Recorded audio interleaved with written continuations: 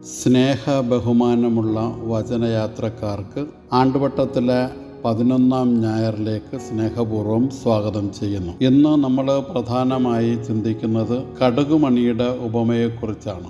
6 പോയിന്റുകളാണ് ഇവിടെ പ്രധാനമായി ക്രമീകരിക്കുന്നത്. 1. കടുകുമണിയുടെ ഉപമ, അതിൻ്റെ പഴയ നിയമ പശ്ചാത്തലം. പഴയ നിയമത്തിൽ വലിയ സാമ്രാജ്യങ്ങളെ വലിയ വൃക്ഷങ്ങളുമായി താരതമ്യപ്പെടുത്തിയിരുന്നു. പക്ഷികൾ അവയുടെ ശിഖരങ്ങളിൽ കൂടുകൂട്ടി താമസിക്കുന്നതായി ചിത്രീകരിക്കുന്നു. എസെക്കിയേൽ 17:23 ഇപ്രകാരമാണ് പറയുന്നത്: ഇസ്രായേലിലെ പർവ്വത ശൃംഖത്തിൽ തന്നെ ഞാൻ അത് നടും, അത് ശാഖകൾ വീശി ഫലങ്ങൾ പുറപ്പെടുവിക്കുകയും ഒരു വലിയ ദേവദാരുവായി തീരുകയും ചെയ്യും. എല്ലാത്തരം മൃഗങ്ങളും അതിൻ്റെ കീഴിൽ വസിക്കും. അതിൻ്റെ കൊമ്പുകളുടെ തണലിൽ പറവകൾ കൂടുകെട്ടും. ഭംഗിയുള്ള ഇലകളോട് കൂടിയ അത് ഫലസമൃദ്ധമായിരുന്നു. വന്യമൃഗങ്ങൾ അതിൻ്റെ തണലിൽ അഭയം തേടി. ആകാശപ്പറവുകൾ അതിൻ്റെ കൊമ്പുകളിൽ വസിച്ചു. എല്ലാ ജീവികൾക്കും അതിൽ നിന്ന് ഭക്ഷണം കിട്ടിയെന്ന് ദാനിയേൽ 4:11-12 വരെയുള്ള വചനങ്ങളിലും പറഞ്ഞു വയ്ക്കുന്നു. ഈ പശ്ചാത്തലത്തിൽ നിന്നുകൊണ്ടാണ് യേശു കടുകുമണിയുടെ ഉപമ ക്രമപ്പെടുത്തുന്നു എന്ന് നമുക്ക് മനസ്സിലാക്കാൻ കഴിയും. 2.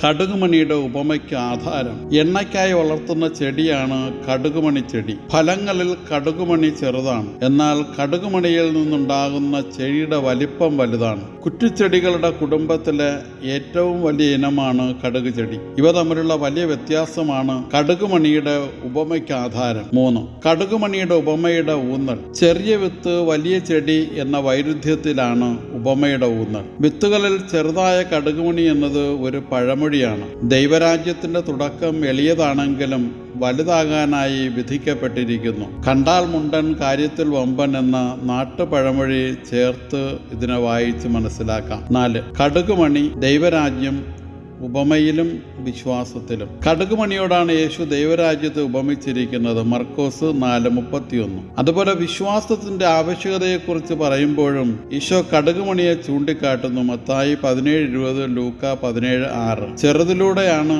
വലുത് സംഭവിക്കുന്നു എന്ന് സൂചന. ദൈവരാജ്യത്തെക്കുറിച്ചും വിശ്വാസത്തെക്കുറിച്ചും കടുകുമണി യേശു ഉപയോഗിച്ച് കാണുമ്പോൾ അതിൻ്റെ സാധ്യതകൾ മനുഷ്യന്റെ ചിന്തയ്ക്കും അപ്പുറമാണെന്ന് പറയേണ്ടിയിരിക്കുന്നു. 5. കടുകുമണി, ദൈവരാജ്യം, സാധ്യതകൾ.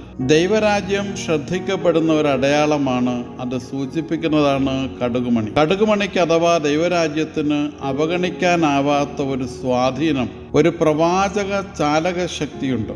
ദൈവരാജ്യം ധാർമ്മികതയുടെ തണലായി നിലനിൽക്കണം. ശിഷ്യരുടെ ചെറിയ സമൂഹമായി ആരംഭിച്ച് ക്രമേണ ലോകവ്യാപകമായി വളരുന്നതാണ് ദൈവരാജ്യമെന്ന് ഈ ഉപമ വരച്ചു കാട്ടുന്നു. ആകാശപ്പറവുകൾക്ക് ചേക്കേറാൻ കടുക് വൃക്ഷം ഇടം കൊടുക്കുന്നത് പോലെയാണിതെന്ന് യേശു വളരെ കൃത്യമായി പറയുന്നു. ദൈവരാജ്യം ചെറിയ തുടക്കമാണെന്ന് കരുതി നഷ്ടധൈര്യരാകരുത്. നമ്മുടെ സ്വാധീന മേഖല വികസിക്കും എന്നെപ്പോഴും പ്രത്യാശിക്കണം. ഒരു ബക്കറ്റിലെ ജലത്തിൽ 4-5 തുള്ളി നീലം ഒഴിക്കുക.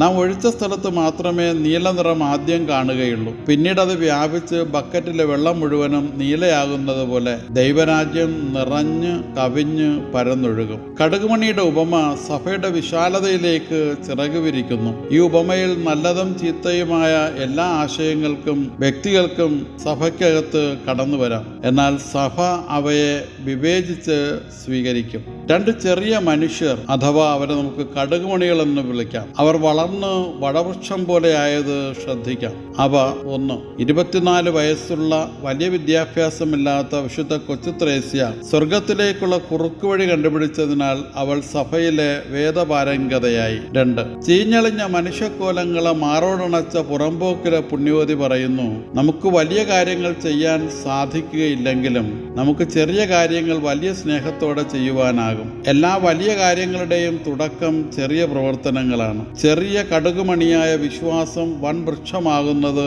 ഏൽപ്പിക്കുന്ന കാര്യങ്ങൾ വിശ്വസ്തയോടെ ചെയ്യുന്നതിലൂടെയാണ്. 6. കടുകുമണിയുടെ ഉപമ, യേശുവിന്റെ ആവശ്യവും ഇഷ്ടവും. ഈ ഉപമയിലൂടെ യേശു ആവശ്യപ്പെടുന്നത് ചെറിയ ആളുകൾക്ക് ചെറിയ കാര്യങ്ങൾ ചെയ്തു കൊടുക്കാനാണ്. അവ അപ്പം, ആരോഗ്യം, ആശ്രയം, ആലയം, ഭവനം, അഭയം, ജലം, രോഗീപരിചരണം, ജയിലിലായിരിക്കുന്നവരെ മാനസാന്തരത്തിലേക്ക് കൊണ്ടുവരൽ, വസ്ത്രം നൽകൽ, പരദേശി സ്വീകരിക്കൽ, ആരെയും ഭീഷണിപ്പെടുത്താതിരിക്കൽ, ഉള്ളതുകൊണ്ട് തൃപ്തിപ്പെടൽ, അന്യായമായി ഈടാക്കാതിരിക്കൽ, വ്യാജ കുറ്റാരോപണം ചെയ്യാതിരിക്കൽ എന്നിവയാണ്. മത്തായി 25:38-40 വരെയും 10-ാം അധ്യായം 42-ാമത്തെ വചനവും 11-ാം അധ്യായം 4-6 വരെയും ലൂക്ക 3-ാം അധ്യായം 10-14 വരെയുള്ള വചനങ്ങൾ. ചെറിയ കാര്യങ്ങളാണ് യേശുവിന് ഏറെ ഇഷ്ടം. കാണാതായ ഒരു നാണയം, ഒരു ആട്, ഒരു മകൻ, വിധവയുടെ 2 ചെമ്പുതുട്ടുകൾ, ഗോതമ്പ് മണി, ഇവയിലൊക്കെ വലിയ കാര്യങ്ങൾ ഉൾക്കൊള്ളുന്നതായി യേശു കാണുന്നു.